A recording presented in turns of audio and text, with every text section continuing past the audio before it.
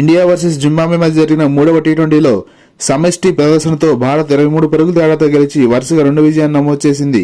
Zimbabwe పేలవ fielding మరియు batting top ఆర్డర్తో కుప్పకూలిపోవడం వారి పరాజయానికి కారణమయ్యాయి. మొదట బ్యాటింగ్ వచ్చిన భారత్ ఆశ్చర్యకరంగా గత match century hero SRH player Abhishek Sharma స్థానంలో యశస్వి జైస్వాల్ ను ఓపెనర్ గా పంపింది. జైస్వాల్ మరియు శుభ్మన్ గిల్ జింబాబ్వే బౌలర్స్ పై ఎదురుదాడి దిగి 4 సిక్సర్లతో విరుచుకుపడ్డారు. జైస్వాల్ 36 పరుగులు చేసి జింబాబ్వే కెప్టెన్ సికందర్ రాజా బౌలింగ్ లో వెనుదిరిగాడు. చాలా కాలం నుంచి ఫామ్ లో లేక తంటాలు పడుతున్న శుభ్మన్ గిల్ 49 బంతుల్లో 7 ఫోర్లు 3 సిక్సర్ల సహాయంతో 66 పరుగులు చేసి భారత ఇన్నింగ్స్ కు వెన్నెముకగా నిలిచాడు.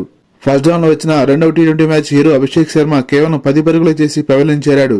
జింబాబ్వే బౌలర్స్ మిడిల్ ఓవర్స్ లో అద్భుతంగా బౌలింగ్ చేశారు. కానీ జింబాబ్వే గిల్, జైస్వాల్, రుతురాజ్ ఇచ్చిన క్యాచ్లను జారవిడచడం మరియు బౌండరీస్ ను ఈజీగా వదిలేయడం భారత్కు అదనపు పరుగులు రావడానికి కారణమయ్యాయి.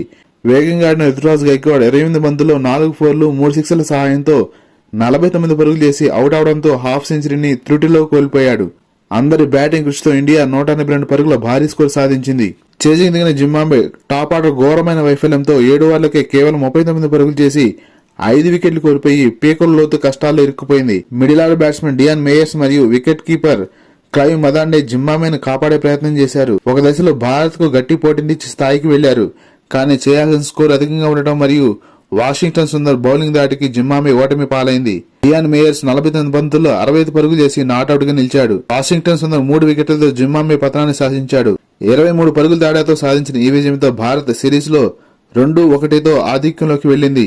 ఈ వీడియోను లైక్ చేసి ఛానల్ సబ్స్క్రైబ్ చేస్తారని ఆశిస్తున్నాం.